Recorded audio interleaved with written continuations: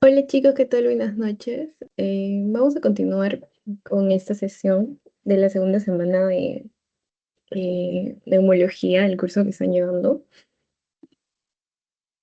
Entonces vamos a hacer un tema nuevo que no lo había hecho con la rotación pasada, que es tuberculosis pulmonar. Revisé el banco de la rotación pasada que acaban de llevar y tuberculosis pulmonar no lo han preguntado. Preguntaron más neumonía, anatomía, síndromes pleurales, pero tuberculosis no he visto que le hayan preguntado, pero tal vez intercambian y para esta rotación sí preguntan tuberculosis porque es una patología muy frecuente y es necesario que la sepan, ¿ok? Em, vamos a comenzar hablando de la tuberculosis y creo que ya todos o tenemos una noción o una idea de qué trata la tuberculosis, ¿no? La tuberculosis primero es una enfermedad infecciosa que es causado por un bacilo tuberculoso. Un bacilo tuberculoso se refiere a una bacteria. Y como sabemos, las bacterias tienen nombres, ¿no? En este caso, la bacteria causante de la tuberculosis es el Mycobacterium tuberculosis, como para que nunca te olvides. Tiene el mismo nombre de la enfermedad, solo que le agregas Mycobacterium.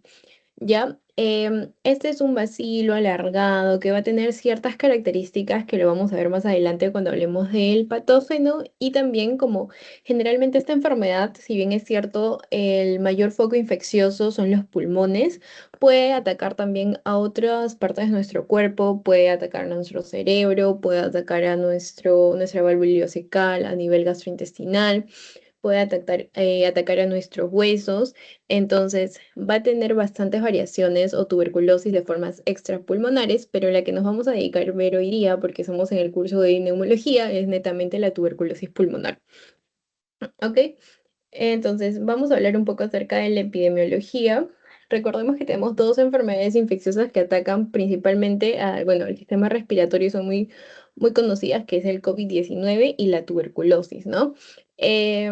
Cuando llegó el COVID, pues reemplazó a la tuberculosis, pero hoy en día vuelve a ser la principal causa de muerte en el mundo por un patógeno infeccioso tras ya la recaída del COVID-19, ¿no? Pero actualmente la tuberculosis que es causada por una bacteria vuelve a tomar el mando de las causas de muerte infecciosas más frecuentes. Cuando hablamos de una tuberculosis multiresistente, estamos hablando de que existe resistencia a los fármacos con los que van a ser tratados, que ya más adelante vamos a conocer el isoniazida, la rifampicina, el etambutol y piracidamida. Entonces, cuando hablamos de un multiresistente, podría ser que tiene resistencia a la rifampicina y la isoniazida, ¿no? Entonces, eso es una crisis, sí.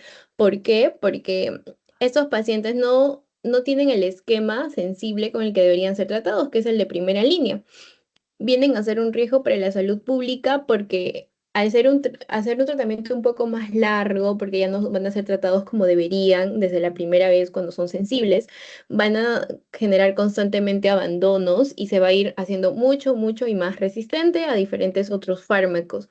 Y lo que pasaría es que pues vuelven a ser un foco muy infeccioso para las demás personas y contagiarlas. Y no solo contagiarles tuberculosis, sino contagiarles una tuberculosis multidrogresistente o con mucha resistencia.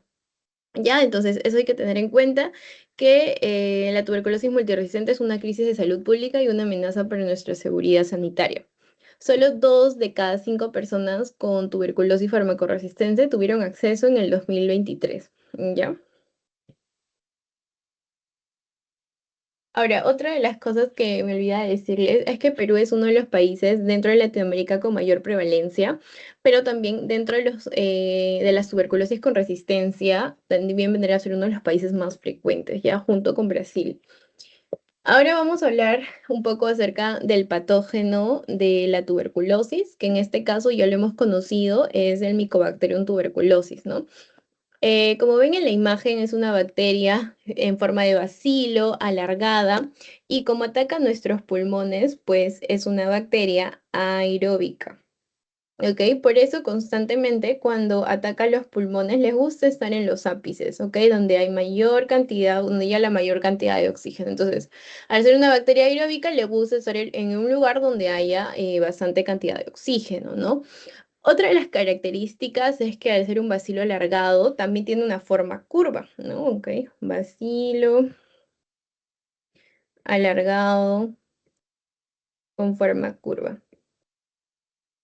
Hay algo que les va a llamar la atención y les pueden poner en su examen el famoso VAR, ¿no? Que significa que es un bacilo ácido alcohol resistente. Esta característica le da una sustancia que se encuentra en su pared celular, conocido como el ácido micólico. ¿Ok? ¿Y qué es lo que hace el ácido micólico? ¿Por qué les da la característica de bacilo ácido alcohol resistente? Porque les permite ser resistentes a una decoloración por carbofluxina. Es decir, les meten la tinción de carbofluxina y estos no se van a colorear porque son resistentes debido al ácido micólico. Les dan una resistencia a la tinción. Listo. Ahora, otra de las cosas que ellos para poder hacer su metabolismo, para poder multiplicarse, necesitan un medio aeróbico, un aeróbico estricto, como ya sabemos, los pulmones. Ahora, otra de las cosas que es muy importante acerca de este patógeno es que su crecimiento es muy lento, entonces requiere una incubación relativamente larga, que es aproximadamente de 15 días. Incubación de 15 días. Ahora, ¿qué es en la incubación? Es el momento desde que el patógeno, que en este caso es el bacilo, llega a nuestro cuerpo hasta cuando el paciente tiene síntomas. Es decir, yo me contagio hoy, pero dentro de 15 días recién voy a empezar con los síntomas, ya sea con tos, con fiebre, con sudoraciones nocturnas. Entonces, el periodo de incubación es aproximadamente de 15 días para que tú puedas empezar a tener síntomas inespecíficos. Otra de las cosas que podríamos tener es la transmisión, ¿no? ¿Cuál es la vía de transmisión de la tuberculosis, chicos? ¿Cómo creen que se transmite la tuberculosis? ¿Cuál es la vía principal? ¿Ya saben?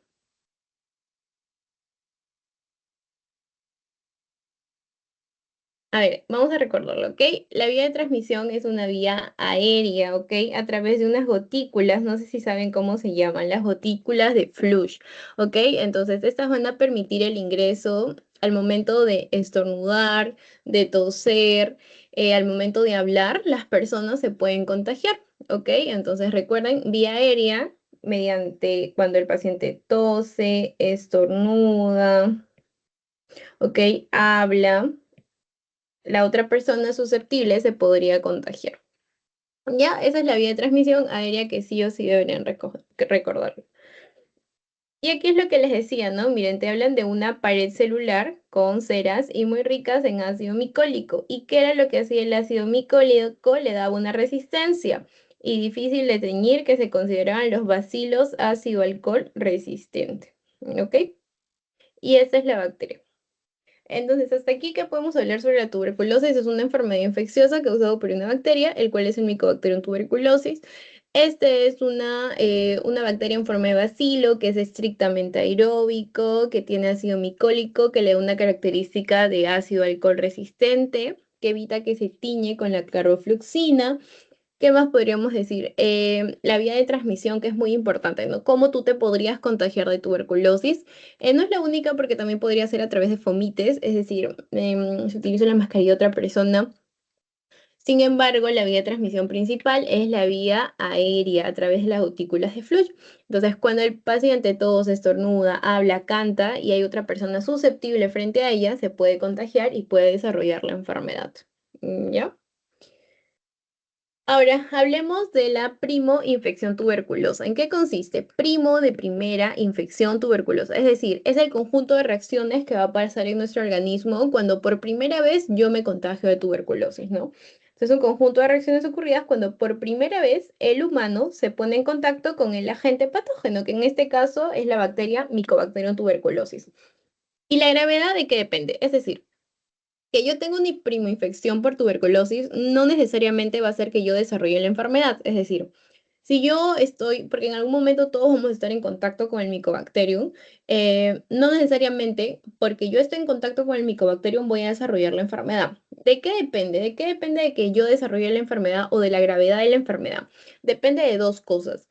Del número de gérmenes, qué tan patógenos son los gérmenes y qué tan abundantes son, por ejemplo, no es lo mismo, ¿cómo ponerles? No es lo mismo que te contagies por un paciente que está empezando su tratamiento a un paciente que no ha recibido tratamiento, que tiene resistencia, no es lo mismo, ¿ok?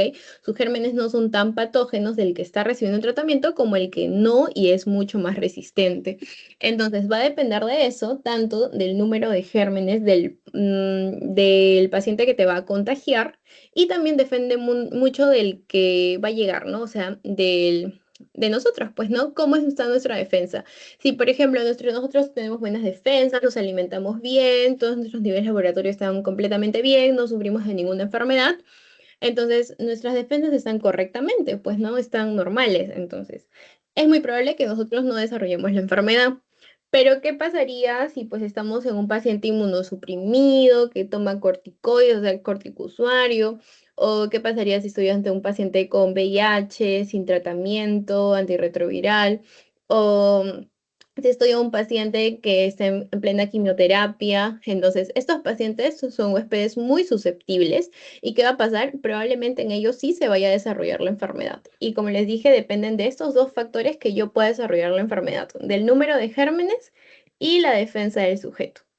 ¿Ya, chicos? Entonces, en eso consiste la primoinfección. Y también hablar de primoinfección tuberculosa no es lo mismo de hablar de lesión primaria. ¿Ok? Son cosas distintas. O que enfermedad tuberculosa primaria. Como les dije, primoinfección no necesariamente significa que yo voy a desarrollar la enfermedad, pero una enfermedad tuberculosa primaria me está diciendo que yo ya estoy desarrollando la enfermedad. Entonces no confundan esos dos términos porque primoinfección puede ser el conjunto de cómo tu cuerpo reacciona por primera vez al patógeno. Puede ser que tu cuerpo sea muy fuerte y retenga la infección y solo forme su lesión, su granuloma y contenga la infección y tengas ahí tu tuberculosis latente, pero no hagas ninguna sintomatología porque no vas a desarrollar la enfermedad, o que seas un paciente inmunosuprimido o inmunocomprometido, el cual sí va a desarrollar la enfermedad, ¿no? Entonces recuerden esas diferencias entre prima infección, que no es lo mismo con enfermedad tuberculosa primaria, ¿ya? Son cosas diferentes. Ahora, antes de continuar, es importante que sepan o que conozcan un poco acerca de las lesiones primarias. Les presento en la imagen que se ve ahí como una cierta área radiopaca, que es la lesión primaria, ¿ok? Que lo pueden ver acá. Entonces, esta lesión primaria es a predominio, no sé si se logra ver lo que he señalado, sí, ahora sí. Esa lesión primaria es conocido como el complejo primario de Gauss. No es tan frecuente que se da en un 15 o un 17% de los pacientes con tuberculosis, y donde lo observo en una radiografía, como pueden ver en la imagen. Es una pequeña zona radiopaca, es decir, blanca, y que se va a encontrar justo debajo de la clavícula, porque como les dije, ¿cómo es esta bacteria? Es una bacteria aeróbica, ¿verdad? Entonces va a estar a predominio en los lugares donde hay mayor oxigenación, como lo son los ápices, entonces van a estar en la parte superior, que es justo debajo de la clavícula. Entonces, es una pequeña zona radiopaca, se encuentra debajo de la clavícula derecha y o qué es lo que significa un complejo, es una calcificación a nivel de los ganglios linfáticos iliares, ¿ok? Complejo primario es una calcificación de los ganglios. Es una calcificación de los ganglios, ¿ok? No sé si... A ver, ya. Pensé que se me vio en internet. ¿Ok? Entonces, eso es básicamente un complejo primario de Brown, ¿no? Es la calcificación de un ganglio linfático iliar. Ahora puedes ver que se encuentran unidos por un trazo lineal de ganglios linfáticos radiopacos, pero como te digo, no es tan común. Lo que sí es común es que los pacientes desarrollen un granuloma, que es lo que vamos a ver a continuación. Ya. Entonces, aquí vamos a hablar de un granuloma. Ok, ¿qué es un granuloma? No sé si alguna vez han escuchado hablar de un granuloma. Cualquier persona podría tener su granuloma y significaría que alguna vez fue infectado con el Mycobacterium tuberculosis, pero logró contener a la enfermedad. ¿Qué pasa? A ver, vamos a ver si acá les puedo hacer un dibujito. Ya, nosotros tenemos, a ver, esta es nuestra persona que lamentablemente debe estar en contacto con una persona que tiene tuberculosis, ¿ya? Entonces la otra persona pues va a toser y sus gotículas de flush van a entrar por vía aérea, que es la más común, ¿cierto? Entonces, van a ingresar estos bacilos del micobacterium, y va a llegar a nuestro sistema respiratorio. ¿Por qué? Porque ingresa a través de las fosas nasales y sigue todo el tracto respiratorio con toda la vía aérea. Entonces, vamos a hacer un zoom Aquí vamos a hacer un zoom. ¿Qué pasa a nivel de la microscopía, no? Nosotros tenemos que aquí está nuestro bacilo, que es un bacilo alargado, ligeramente curviado. Entonces nosotros tenemos células de nuestra inmunidad que nos van a proteger. En este caso tenemos a nuestro macrófago, ¿no? Nuestro macrófago, ¿qué se encarga de hacer? Se encarga de comer todo lo malo que entre. Se encarga de fagocitarlos, ¿no? Entonces, ¿qué pasa aquí? El macrófago va a fagocitar a este micobacterio. Lo va a comer.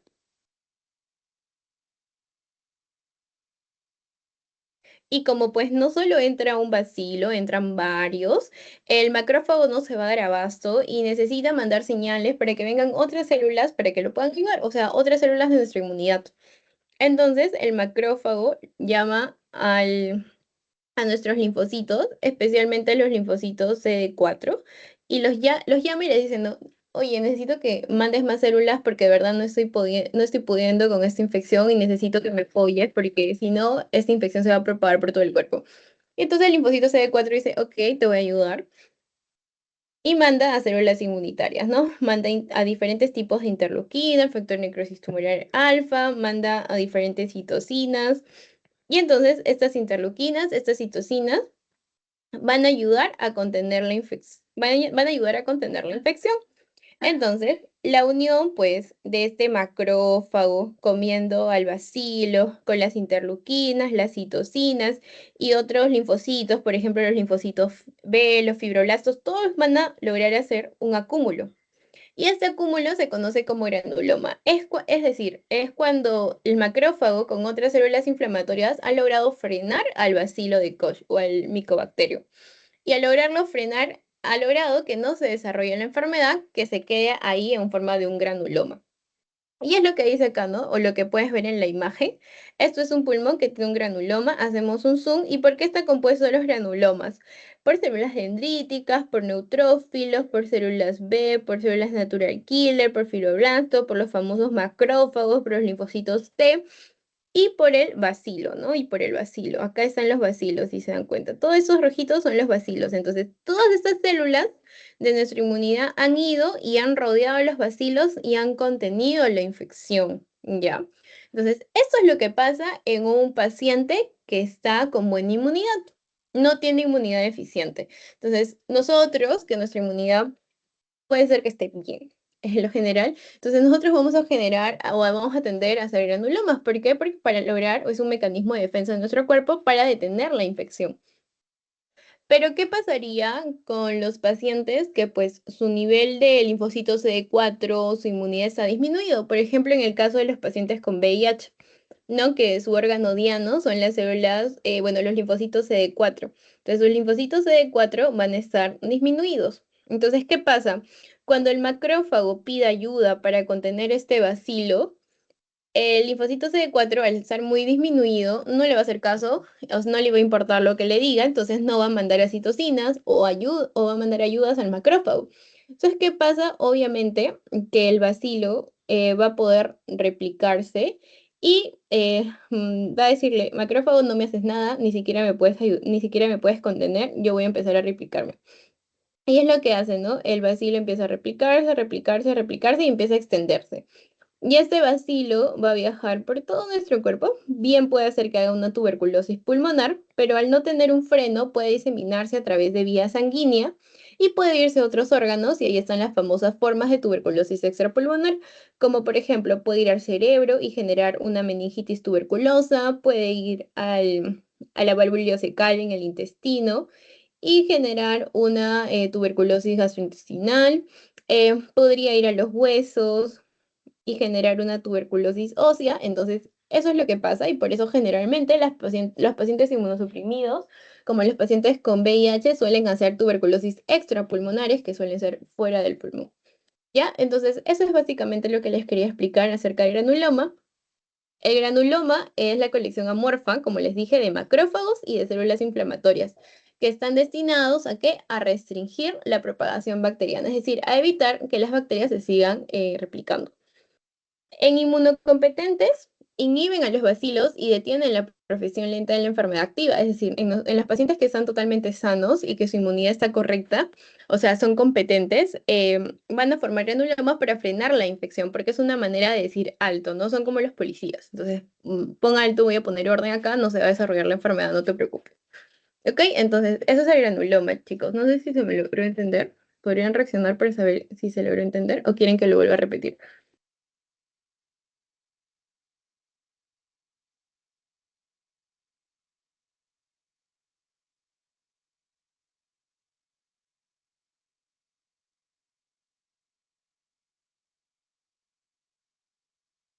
Ya, genial. Entonces, sí se logró entender. Ahora vayamos a hablar un poco acerca de los factores de riesgo, es decir, ¿qué factor de riesgo te puede predisponer a ti de que desarrolles tuberculosis, no? Una de esas cosas, como ya lo hemos hablado, es una patología que es el VIH, la desnutrición, los pacientes en quimioterapia, los pacientes inmunosupresores, o sea, los corticosuarios, los pacientes con diabetes mellitus descompensada, todos estos tipos de pacientes, hasta los pacientes con insuficiencia renal crónica, con tabaquismo, con enfermedades malignas, son más susceptibles a que puedan desarrollar una tuberculosis. Son más susceptibles a que puedan desarrollar una tuberculosis.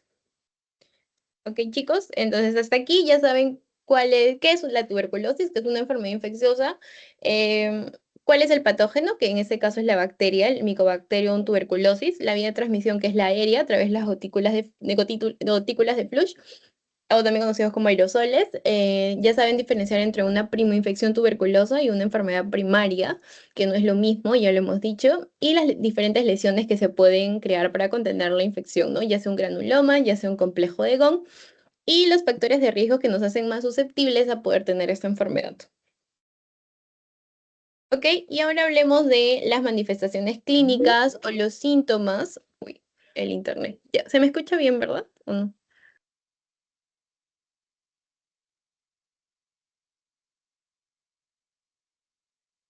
Sí, ahora sí te escucho. Ok. Gracias. Entonces, dentro de las manifestaciones clínicas, pues vamos a ver que existen diferentes síntomas en estos pacientes. Los más característicos son la famosa fiebre, predominio nocturno, la fatiga, la pérdida de peso, las sudoraciones nocturnas, el constante tos o también tos con sangre, que es la hemoptisis, y la persistente tos, ¿no? ¿Qué es lo que va a hacer las manifestaciones clínicas generalmente? Y lo que suele ser la triada es fiebre, pérdida de peso y sudoraciones nocturnas. No todos los pacientes hacen hemoptisis, porque que el paciente haga hemoptisis significaría que tiene una cavidad. ¿Ok? Y eso lo vamos a ver a continuación con las formas clínicas. Hablando de la forma clínica insidiosa, catarral, forma aguda respiratoria, forma hemoptoica, forma pleural y forma combinada, que es lo que les han puesto en su teoría. Por ejemplo, cuando nosotros hablamos de una forma insidiosa, es que el paciente está caracterizado porque únicamente tiene pérdida de peso, tiene astenia, puede tener anorexia, puede tener fatiga o cualquiera de esos relacionados con síntomas sistémicos. Ok, pero si hablamos de una forma catarral, es los que están relacionados a estos pacientes que son sintomáticos respiratorios, es decir, van a tener tos, expectoración constante, lo suelen asociar a un resfriado prolongado. Eso es forma catarral. Pero luego cuando hablamos de forma aguda respiratoria, si me preguntas, ¿cómo diferencia una forma catarral de una forma aguda respiratoria? Es que la forma aguda respiratoria tiene la presencia de fiebre a comparación de la catarral. Y lo otro que se parece, pues sí, es la tos húmeda, el malestar general y que es similar a una gripe o a una neumonía o periodo gripal, ¿no? Luego tenemos, como les dije, la forma hemoptoica. La forma hemoptoica es la presencia de hemoptisis, que ustedes ya saben que la hemoptisis es la expectoración con sangre como síntoma distintivo. Entonces, si te dicen que el paciente únicamente presenta hemoptisis, pues es forma hemoptoica. Pero si el paciente tiene ese típico dolor pleurítico, que son como hincadas en las partes laterales, generalmente a la inspiración, o si el paciente tiene inflamación, o si el paciente presenta un derrame pleural y es su forma de debutar la enfermedad, es una forma pleural. Y si, por ejemplo, ¿no? Me dicen en el enunciado que el paciente tiene hemoptisis, el paciente tiene fiebre, el paciente tiene derrame pleural, o sea, me combina varias formas, o sea, me combina la forma aguda respiratoria, me combina la forma hemoptoica, la forma pleural, estamos hablando de una forma combinada, que es la presencia de dos o más formas mencionadas. Dos o más formas de las que acabamos de mencionar. ¿Ok? Entonces, estas son las manifestaciones clínicas, por si les preguntan, es cosa que es una parte que les han puesto, es una parte que les han puesto en su teoría, ¿ok? Bueno, entonces, siempre cuando vayamos a hablar de una enfermedad es importante conocer qué es el patógeno, la forma de diagnóstico, el tratamiento, ¿ok? Y la evolución de la enfermedad. Ya hemos hablado de los síntomas, cómo identificarlo, porque ustedes saben que para poder diagnosticar una enfermedad no solo son pruebas auxiliares, que es lo que vamos a ver a continuación, sino siempre es la historia clínica. En este caso, al ser una enfermedad infecciosa como lo es la tuberculosis, tenemos que preguntar los antecedentes epidemiológicos, ¿no? Por ejemplo, ¿qué le preguntarías a un paciente que sospechas de tuberculosis? ¿Qué se le harían preguntarle? En antecedentes epidemiológicos, pues yo le preguntaría si ha estado en contacto con algún paciente que ha tenido tuberculosis, ¿no? En el último año.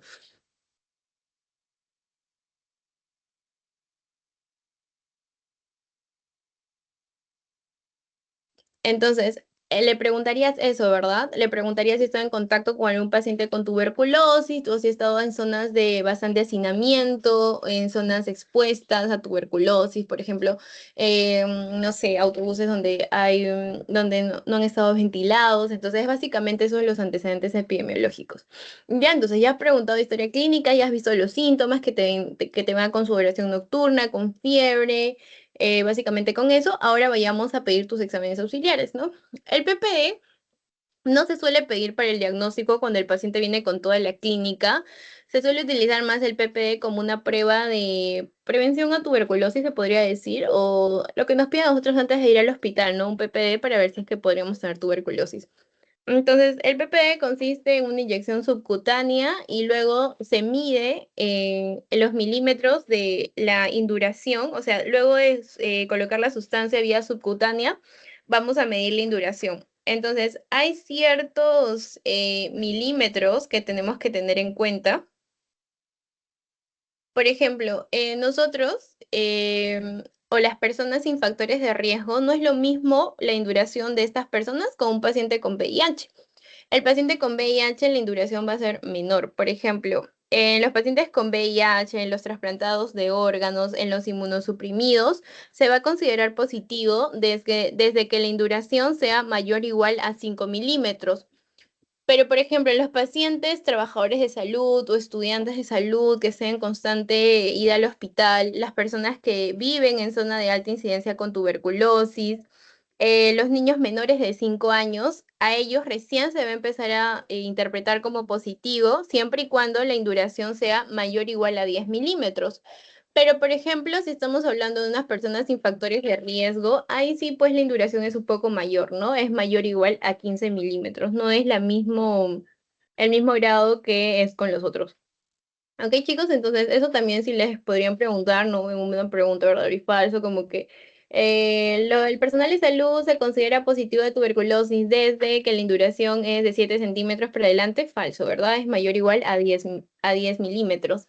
O por ejemplo, si te dicen personas sin factores de riesgo se considera positivo desde los 8 milímetros, falso, es desde los 15 milímetros. Entonces es bueno que sepan cuánto milímetro y cuándo se interpreta como positivo dependiendo del factor de riesgo que tenga el paciente.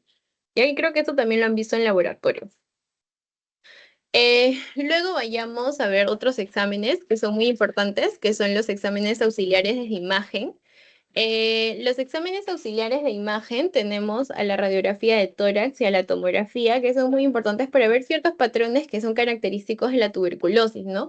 Por ejemplo, cuando hablamos de la radiografía de tórax, como puedes ver en la imagen, estamos hablando de infiltrados, de áreas de intensidad incrementada, acumulación de células inflamatorias. Entonces, básicamente lo que vas a ver son estos patrones como reticulares e infiltrados, ¿ok? Todo esto nos podría hacer sospechar de una tuberculosis.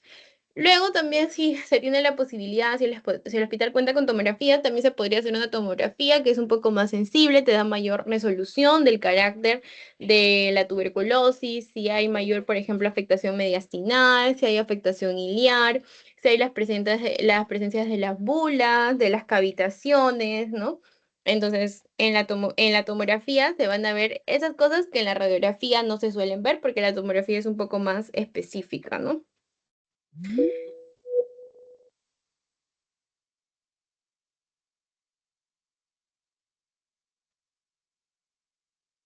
¿Ok? Entonces, luego vamos a pasar con las pruebas microbiológicas, porque ya, o sea, si bien es cierto, tú sospechas del examen, tú sospechas de la patología, que en este caso es la tuberculosis, y pues le pides hacer tus exámenes auxiliares, que en este caso son exámenes de imágenes, ¿no? Como la radiografía y tomografía, y te siguen confirmando tu diagnóstico, pero hasta que no te salga un cultivo positivo, pues si bien es cierto, puedes ir tratando al paciente, pero es necesario que se te confirme la enfermedad aislando el patógeno, ¿no? Que en este caso es el bacilo.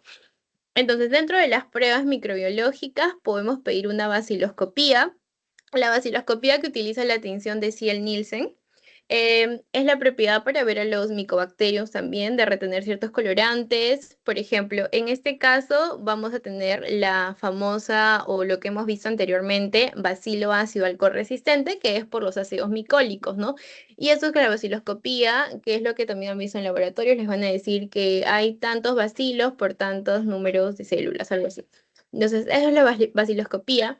Sin embargo, por ejemplo, en el caso de los pacientes con VIH, las baciloscopías suelen salir negativas. O sea, les tomas 10 baciloscopías a los pacientes con VIH y suelen salir negativo, negativo, negativo. Pero eso no significa que no tengan la enfermedad, sino que en esos pacientes no generan tanto esputo y no, en su esputo no salen tantos bacilos. ¿Ya? La prueba más sensible y el gol estándar es el cultivo. Pero el cultivo tiene una desventaja, que al ser un decrecimiento lento de estas bacterias, pues igual un cultivo siempre demora, ¿no? Demora semanas. Entonces, si bien es cierto, no vamos a esperar al cultivo para poder dar tratamiento a nuestro paciente, porque nuestro paciente puede seguir contagiando, puede ser un riesgo para la salud pública o puede seguir expandiéndose la enfermedad en sí mismo. El cultivo es el gol estándar que sí o sí se debería tomar y ya, por ejemplo, si te sale positivo, pues qué bueno, continúas con la terapia y si te sale negativo, pues buscarías otros agentes patógenos para la enfermedad, ¿no? Entonces, sí es importante el cultivo, sí o sí a todo paciente que venga su radiografía, su BK y su cultivo, ¿no? Su tomografía si se puede también.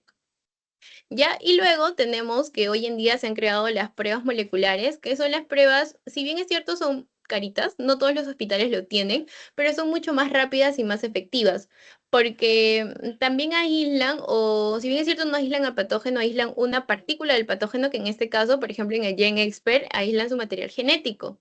¿No? Entonces, al aislar su material genético, que en este caso es el ADN del Mycobacterium, nos dice si hay presencia de Mycobacterium porque he visto el ADN del patógeno.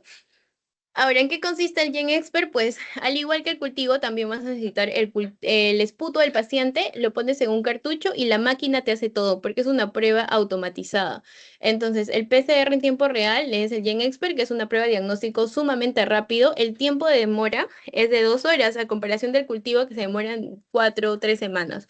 ¿No? Entonces es muy rápida y aparte de eso, no solo te dice hay presencia de Mycobacterium, sino también te da un dato adicional que es si es que hay resistencia a un fármaco, que en este caso es la resistencia a la rifampicina. Entonces, GenExpert tienes que saber que te dicen hay presencia o te confirman la enfermedad y además de eso te hablan de que hay resistencia a la rifampicina, que es una de las características principales de esta prueba. Ya si te preguntan cuál es la prueba molecular que se utiliza hoy en día, que te da la presencia de tuberculosis y también si existe resistencia a rifampicina, es el GenExpert. Ya, chicos, y es de lo que les han hablado también en su teoría y que deberían conocerla porque se utiliza hoy en día. Ujú. Ya. Bueno, no sé si hasta ahí tienen alguna duda, alguna pregunta sobre este tema, chicos.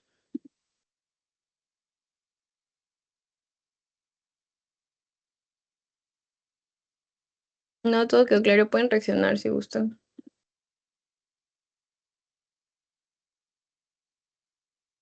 Ya. Bueno, al parecer sí ha quedado todo claro. Vayamos o continuemos hablando de los tratamientos, que en este caso es simple. Al principio es un poco complicado porque son varios fármacos.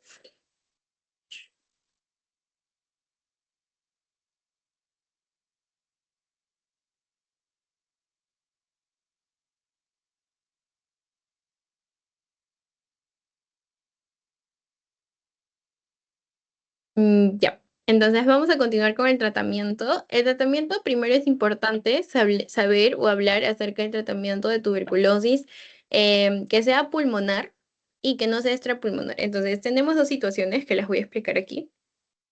Hay dos tipos de tratamiento que se van a diferenciar en el tiempo. Uno de ellos te va a durar 6 meses y el otro te va a durar un año, 12 meses. ¿Y qué es lo que me va a hacer decidir si un paciente tiene un tratamiento de 6 meses o un tratamiento de 12 meses?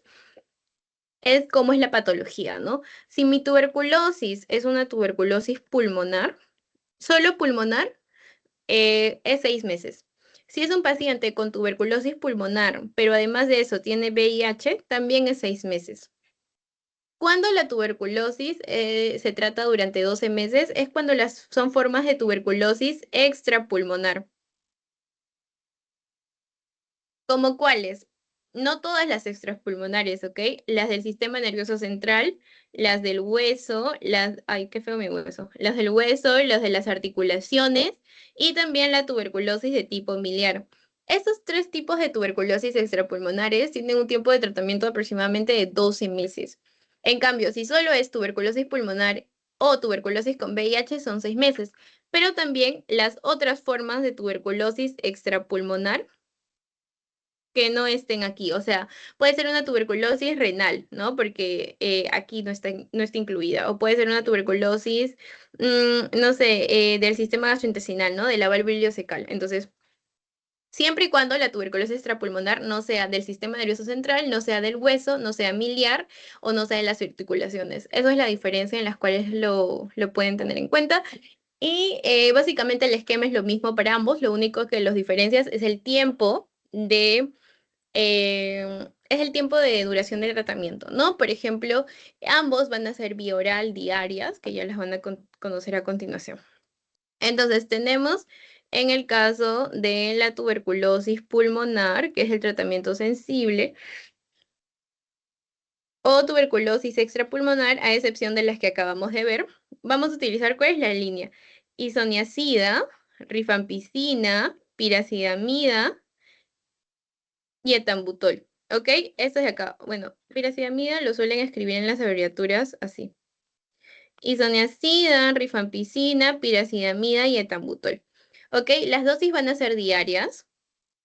Y la primera fase, porque son dos fases.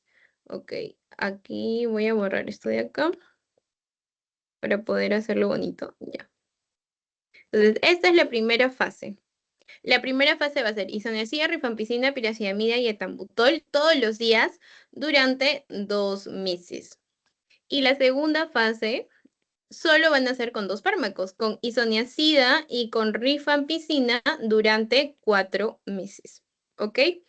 Aquí van a ser 50 dosis y aquí 150 dosis. En total, el paciente va a tomar 200 pastillas diarias. O sea, diarias una, claro, ¿no? Isoniazida, rifampicina, piracidamida, etambutol 2 meses. ¿Ok? Primera fase. Y segunda fase, solo isoniazida y rifampicina durante 4 meses, que en total te daría un tratamiento de 6 meses, siempre y cuando sea la tuberculosis pulmonar o sean formas extrapulmonares que no tengan que ver con el sistema nervioso central, con los huesos, con el miliar, con el de las articulaciones. Si fuera el de 12 meses, ¿cómo sería? Primera fase, lo mismo, es la misma de la de acá. Isoniazida, rifampicina, piracidamida, etambutol durante 2 meses. Y la segunda fase es isoniazida, rifampicina, pero ya no sería durante 4 meses, sino sería durante 10 meses, que en total te daría un valor de 12 meses. ¿Ok? 12 meses. Entonces, esa es la diferencia entre la tuberculosis extrapulmonar de ciertos órganos con la tuberculosis pulmonar y la tuberculosis extrapulmonar de renal, intestinal, que no tengan que ver con las otras, que son las formas más severas. ¿Ok? Entonces, eso es lo que tienen que tener en cuenta porque por si les preguntan, porque creo que sí he visto que les preguntan bastante acerca de tratamiento, entonces es importante que lo sepan. Ya chicos, a ver, otra de las cosas importantes, recuerden que ese tratamiento o este esquema que hemos estado viendo, el de 6 meses, es tanto para pacientes que tengan VIH o no tengan VIH, ya sean adultos, ya sean niños o ya sean nuevos o antes tratados. También, siempre y cuando no tengan resistencia, porque si los pacientes tienen resistencia a rifampicina o tienen resistencia a isoniazida, piracidamida, el tratamiento va a cambiar y se van a utilizar otros fármacos, ¿ya? Bueno, eso sería por esa parte. Y luego vayamos a hablar un poco acerca de las resistencias, que les hablo un montón de resistencia, pero es necesario que sepan. Por ejemplo, cuando una tuberculosis es pansensible, significa que es sensible a todos los fármacos. O sea, ellos pueden tener su primera línea de tratamiento que es isoniazida, rifampicina, etambutol y piracetamida. ¿Por qué? Porque son sensibles. Pansensible, eso significa pan todo y sensible a todos los fármacos. Pero ¿qué pasaría si estamos hablando de una tuberculosis MDR? ¿Qué significa una tuberculosis MDR? Es una tuberculosis multidrogo resistente. Multidrogo resistente. ¿En qué consiste? En que existe una resistencia a rifampicina y a isoniazida. ¿Ok? Siempre deben estar los dos juntos, siempre debe incluir ambos medicamentos. Si te dicen paciente de 20 años con tratamiento en tuberculosis, tiene resistencia a rifampicina. Únicamente, ¿significaría que es multidrogo resistente? ¿Resistente? No, porque tienen que tener a ambos juntos. Tiene que ser resistente a rifampicina y a isoniazida para hablar de un multidrogo resistente. Si solo te dice resistencia a rifampicina, es eso, pues no es un paciente con resistencia a la rifampicina o a una monoresistencia, o sea, de un solo fármaco. Pero si te involucra estos dos fármacos, sí o sí estamos hablando de multidrogo resistente. ¿Ya? Luego tenemos otro concepto que es el extensamente resistente, que es conocido como el XDR o extensamente resistente. ¿En qué consiste? Pues aquí, como su mismo nombre lo dice, es extensamente resistente y va a involucrar a otros fármacos. Entonces, si bien es cierto, va a tener una resistencia multidrogo resistente, es decir, a isoniazida y a rifampicina, también puede tener una resistencia a cualquier fluoroquinolona. ¿Y cuáles son esas fluoroquinolonas? El levofloxacino o el moxifloxacino. Y también, aparte de tener multidrogo resistente a cualquier fluoroquinolona, debe tener por lo menos a uno del grupo A. Es decir, a un fármaco de resistencia del grupo A, como lo son la bedaquilina y el inesolito. Ya, chicos, entonces sí o sí deben tener alguna resistencia. Entonces, cuando hablamos de extensamente resistente, debe tener multidrogo resistente más una fluoroquinolona resistente y ya sea un fármaco del grupo A, ya sea bedaquilina o linesodil. ¿Ya? Esos son los casos de XDR y MDR para que lo tengan en cuenta. ¿Ya? Monoresistentes cuando solo hay resistencia a un fármaco antituberculoso y poliresistentes cuando tiene varios fármacos que no cumplen ninguno de estos criterios. ¿Ya? Entonces, eso es lo importante que deberían saber en este tema. Y hay algo que me olvidaba hablarles, que es acerca de los factores adversos o los efectos adversos de ciertos fármacos. Por ejemplo, a ver, les voy a transmitir acá, tengo un cuadrito bonito para que lo puedan ver. Me dan un segundo para transmitirles. A ver, ahora se los transmito. Porque si bien es cierto, no lo he visto ahora que han puesto en su nueva teoría, pero hay bastantes preguntas de banco con los efectos adversos de los fármacos.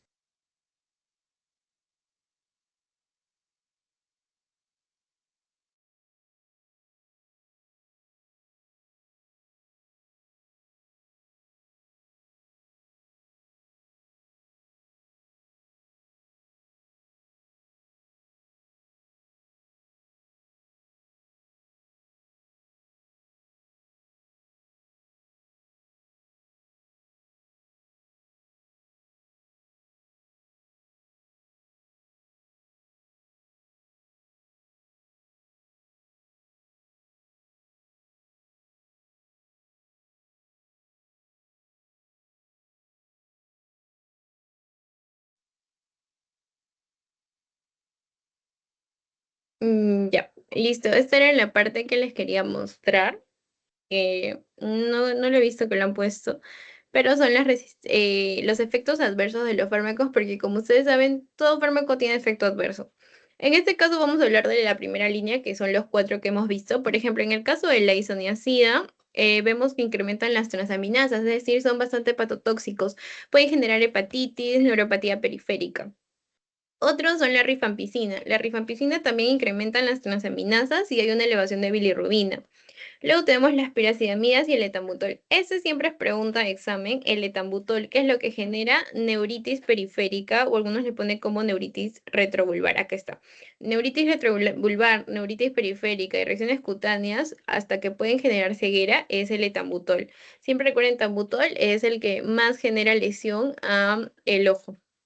La piracidamida sí son reacciones cutáneas, la rifampicina y isoniazida son muy hepatotóxicos, la isoniazida netamente incremento de transaminasas, pero la rifan también va a tener incremento de las bilirrubinas.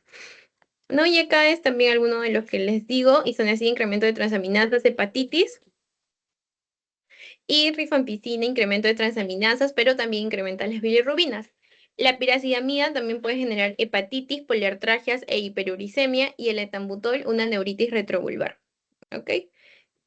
Bueno, es básicamente esos fármacos que deberían conocer porque es lo que suelen a veces preguntarles en las preguntas como las que vamos a ver a continuación. Chicos, no sé si tienen alguna duda, alguna pregunta hasta ahí, o todo quedó claro.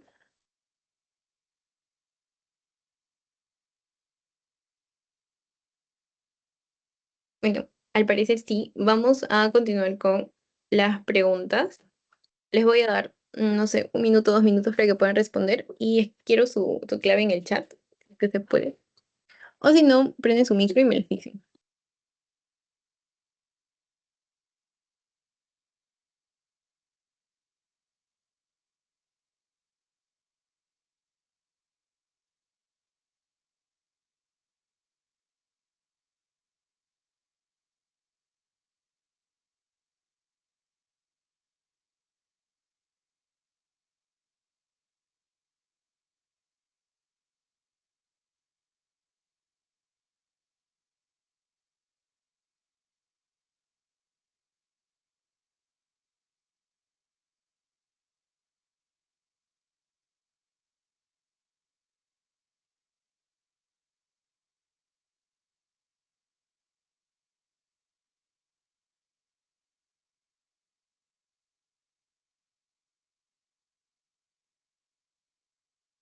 Etambutol. Ajá, muy bien. Muy bien, Brian, ¿no? Dicen, paciente varón de 22 años en tratamiento con tuberculosis sensible, pero con esquema modificado por, o sea, eso significa alergias al isoniazida. Recibe rifampicina, levofloxacino, etambutol y piracidamida. O sea, te dice que tiene rifan, levofloxacino, etambutol y tiene piracidamida. Cursa con escotomas y disminución de la visión, alteración de la percepción de colores, y el fármaco responsable es, como les dije, ¿cuál es el único fármaco que ataca la visión? Es el etambutol. Es muy lesivo en esa zona. ¿Ok? Entonces, si no les ponen eso, les van a poner neuritis retrovulvar, que es un término que utilizan bastante también para las preguntas. Muy bien. A ver, igual les voy a dar otros 2 minutos para que puedan resolver esta pregunta.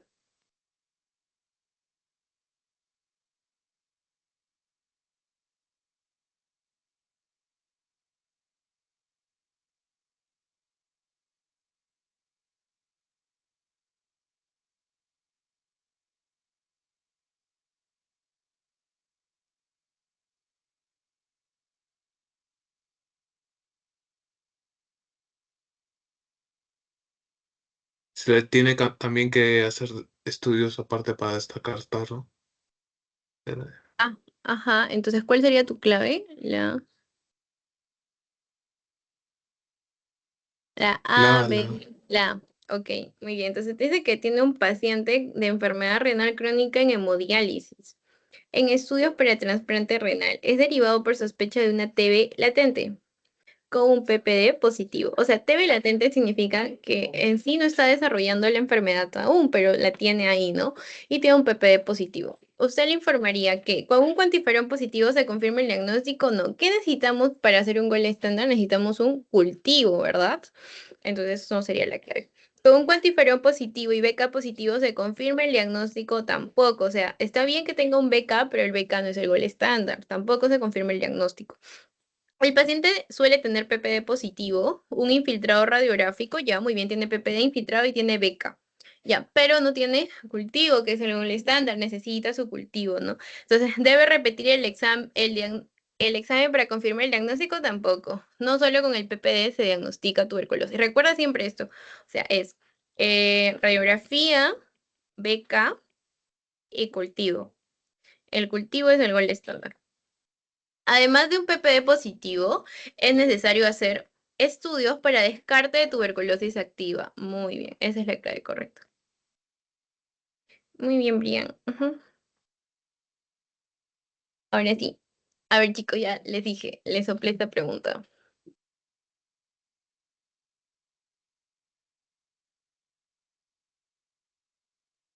Cultivo. Ajá, muy bien, cultivo, ¿no? A ver, te dice, el gol estándar para el diagnóstico de la tuberculosis, ¿cuál es? Es el cultivo para Mycobacterium tuberculosis, ¿no? El GeneXpert y Genotype son pruebas moleculares, la radiografía es una prueba imagenológica y la vaciloscopía también es una prueba microbiológica. Sin embargo, el gol estándar es el cultivo. Siempre cultivo para Mycobacterium es el gol estándar. Ya. Ahora, a ver, esta pregunta, chicos. También fue pregunta de exámenes pasados.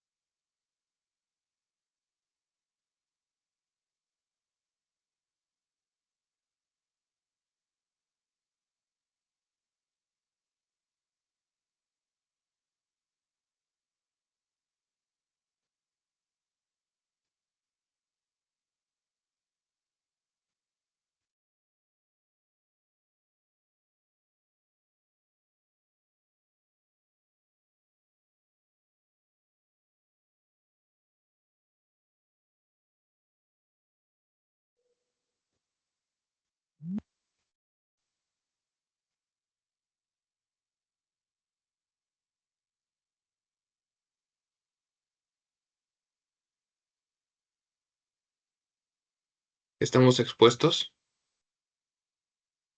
Ajá, muy bien. O sea, la clave C, ¿verdad? Sí. Ya, muy bien, sí, esa es la clave, porque te dice, usted como estudiante de medicina y futuro interno en la carrera de medicina, respecto a la tuberculosis, consideraría que si no realiza actividades en zonas de neumología, el riesgo es nulo o falso, ¿verdad? Porque en cualquier zona lo puedes encontrar, en pediatría, medicina interna o hasta en la propia calle. Entonces, eso es falso totalmente. ¿No tiene riesgo de enfermedad? Claro que sí, porque constantemente estás con los pacientes, relacionándolos, haciendo la historia clínica, hablando con ellos, haciendo procedimientos, entonces obviamente que sí vas a tener el factor de riesgo de poder contagiarte de tuberculosis. Si fuera adulto mayor, tendría riesgo. Obviamente que ser adulto mayor es una persona más susceptible, pero no son únicamente ellos los que van a poder contraer tuberculosis, no todos, desde los más jóvenes hasta niños. Dependerá de su estado de vacunación del BCG. Todos los peruanos nos hemos vacunado contra el BCG. Entonces, no depende solo de la vacuna, ¿no? Porque no significa que por tener la vacuna nunca te va a dar tuberculosis. No. Y como tú dijiste muy bien, está expuesta a tuberculosis pulmonar resistente porque por lo general vienen a consulta, a tratarse, no llegan en un estado fatal y pues es tuberculosis pulmonar resistente. Ya, muy bien. Y miren, es similar esa pregunta y la pusieron en el mismo examen.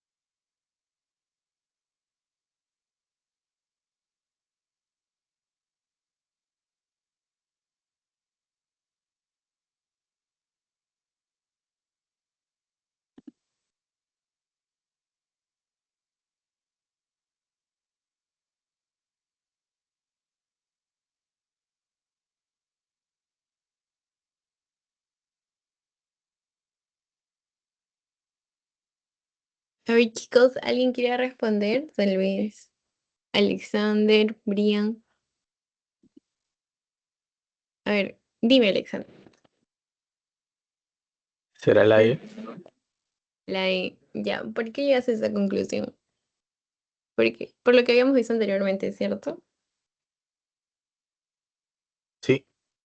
Ya, muy bien. Ok, si te dicen que es una mujer de 30 años, médico dermatológico en el Hospital Nacional, en sexto mes de tratamiento con esquema sensible, tiene pruebas de sensibilidad que evidencia ser tuberculosis pulmonar multidroga resistente, es decir, el paciente, ya la dermatóloga, porque es médico, tiene tuberculosis multidroga resistente.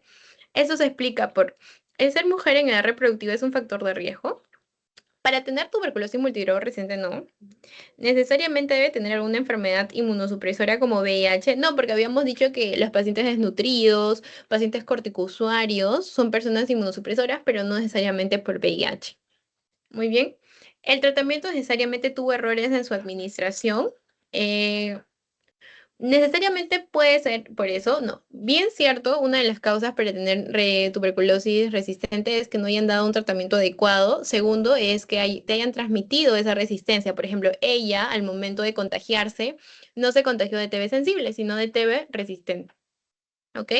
Entonces, luego te dicen, necesariamente toma alguna droga que disminuya la inmunidad como corticoides. No, no es por este hecho, no es por el hecho de estar embarazado, entonces tampoco.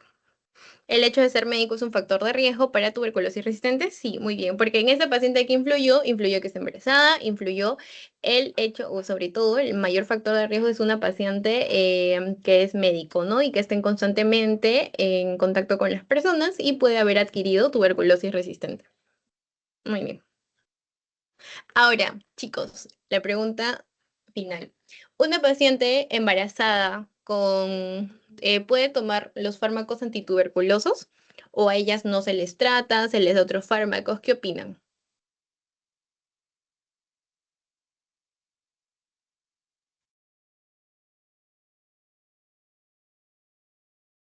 ¿Qué opinan? ¿Ustedes creen que las pacientes embarazadas pueden recibir tratamiento antituberculoso o no? A ver, ¿algún voluntario para finalizar ya la clase, chicos? Justo con esta pregunta.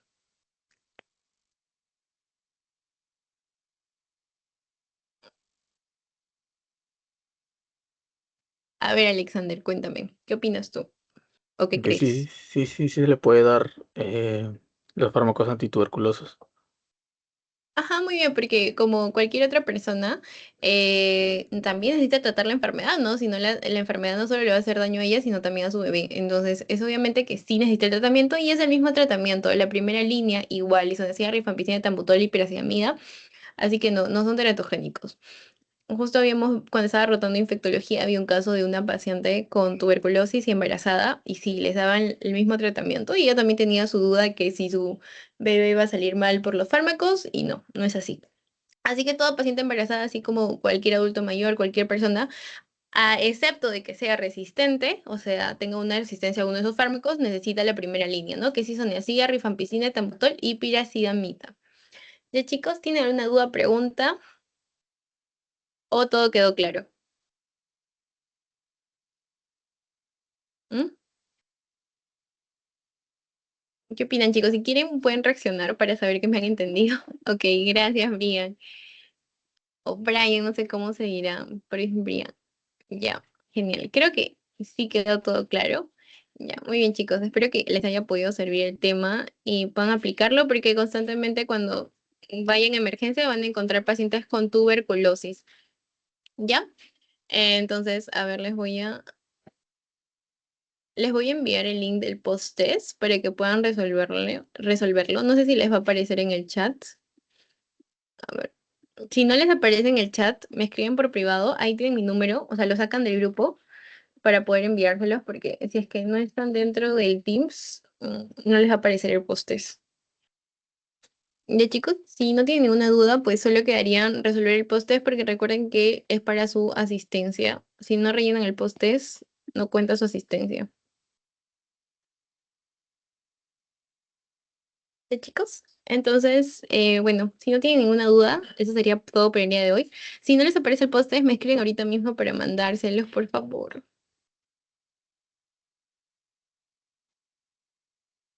¿Ya chicos? Bueno, eso sería todo por el día de hoy. Ya nos vemos la próxima semana para continuar con la tercera semana y ver alguno de los temas, porque recuerdan que tenemos los otros temas que he visto con la primera rotación, por ejemplo, cáncer pulmonar, EPOC, no, EPOC. Lo pueden ver en YouTube, en el canal de Asesorías por Pares, para que también puedan repasar esos temas. Y ahorita estamos haciendo temas que no hemos hecho antes. Ya chicos, bueno, eso sería todo por el día de hoy. Cuídense mucho, mucha suerte esta semana. No, no ha salido. ¿No te salió? Entonces me podrías escribir para mandártelo. Ahí, porque no lo puedo mandar por el grupo, sino todos los van a llenar. Y solo es para los que han asistido. Justo ahí en APP Semiología, ahí sale mi número. El último mensaje es mío. ¿Me escribes ese número? Ya, ahí está. Justo me acaba de llegar tu mensaje. Mm. Ya te envié el post. ¿Te llegó? Sí, ¿no? Sí, Ya, listo. Entonces, muchas gracias, chicos. Cuídense mucho. Nos vemos la próxima semana. Hasta luego. Bye. Bye. te veo, cuídate. Cuídense.